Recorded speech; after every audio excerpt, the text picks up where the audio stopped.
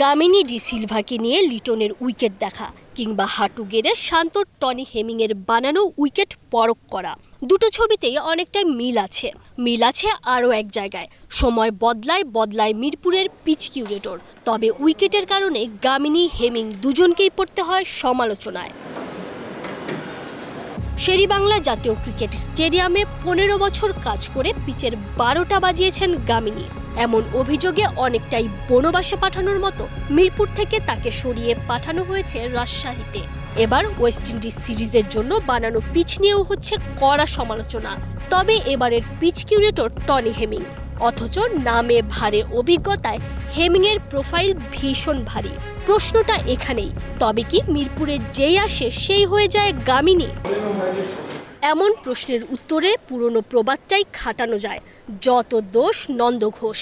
সত্যিই কি বাজে উইকেটের পেছনে কেবল পিচ কিউরেটরের দায়ভারী বর্তায়, নাকি যে কোনো সিরিজের আগে টিম ম্যানেজমেন্টের চাওয়াতেই বানানো হয় উইকেট?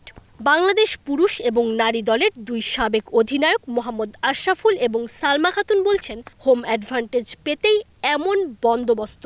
আমরা যে সিচুয়েশনে আছি, এই সিচুয়েশনে যদি আমরা চিন্তা করি, আমরা হোম অ্যাডভান্টেজ তো নিতেই হবে। কারণ আমরা এমন একটা সিচুয়েশনে আছি যে আমরা এখন টেবিলের 10 নম্বর টিম হিসাবে আছি। যদিও আমাদের ওয়ার্ল্ড কাপ খেলতে হয়, আমাদের 9 নম্বর টিমে যেতে হবে। তো এই 3টা ম্যাচ খুবই ইম্পর্টেন্ট আমাদের জন্য, যেহেতু আমরা রেগুলার মিরপুরে যার সাথেই খেলে আমরা ফেভারেট থাকি এই কন্ডিশনের কারণে, এই উইকেটের কারণে। তো এই সিচুয়েশনের কারণে হয়তো আমরা যেটা বলছিলাম যে একটা ফ্ল্যাট প্রপার উইকেট আমরা আশা করি, সেটা হয়তো এই সিরিজে হচ্ছে না। কারণ আমাদের সামনে ওয়ার্ল্ড কাপ খেলতে হলে বাকি 2টা ম্যাচও খুবই ইম্পর্টেন্ট।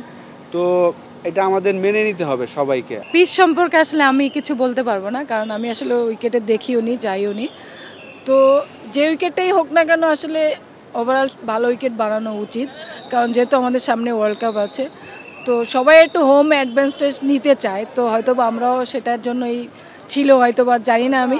বাট উইকেটটা মোটামুটি আজকে ওরকম ছিল যে 220 এরকম হওয়ার মতো উইকেট ছিল। ইতোমধ্যেই ধান ক্ষেতের উইকেট ট্যাগ পাওয়া মিরপুরের পিচ নিয়ে খেলা দেখতে আসা দর্শকরাও ক্ষোভ জানিয়েছেন। 200 রানে আমরা যে উইকেটটা আমরা বানাইছি, এটা এখানে আমরা খেলতেছি ঠিকই, কিন্তু আমাদের কিন্তু এক্সপিরিয়েন্সটা বাড়তেছে না। আমরা যখন বাইরে খেলতে যাবো, ওইখানে কিন্তু 200 রানের কোনো পিচ না, 200 কনফিডেন্সটা লো হয়ে, হ্যাঁ কনফিডেন্স লো হয়ে যাবো। আমাদের আত্মবিশ্বাস, আমাদের মানসিকতা ওইটাই থাকবে যে আমরা মিরপুরে তো 200 রান করছি, 220 রান করছি, 250 রান করছি, আমরা ম্যাচ ইজিলি জিতে ফেলছি। যদিও বিসিবির আম্পায়ার্স কমিটির চেয়ারম্যান ইফতেখার রহমান মিঠুর দাবি, বৃষ্টির কারণেই উইকেটের এমন বেহাল দশা। যেহেতু বৃষ্টি হয়েছে, বৃষ্টি হওয়ার জন্যে উইকেটটা একটু টার্নিং বেশি হয়েছে। হয়তো দেখবেন যে নেক্সট ম্যাচে আরও প্লাসিড হবে যদি রোদ বেশি থাকে। বসদেরও বস থাকে। এক সময় যে গামিনীকে মিরপুরের বস বলে ব্যঙ্গ করা হতো, তিনিও নিশ্চয়ই ওপরের মহলের বসের নির্দেশেই কাজ করেছেন। হেমিংও হয়তো করছেন তেমনটাই। তাহলে কি বলাই যায়, মিরপুর কিংবা দেশের যে কোনো স্টেডিয়ামে পিচ কিউরেটরের দায়িত্বে যিনি আসেন, রূপক অর্থে তিনিও হয়ে যান আরও একজন গামিনী ডি সিলভা? প্রশ্নটা তোলাই থাক, কারণ উত্তর দেওয়ার কেউ নাই। Tanzim Oishi, star news.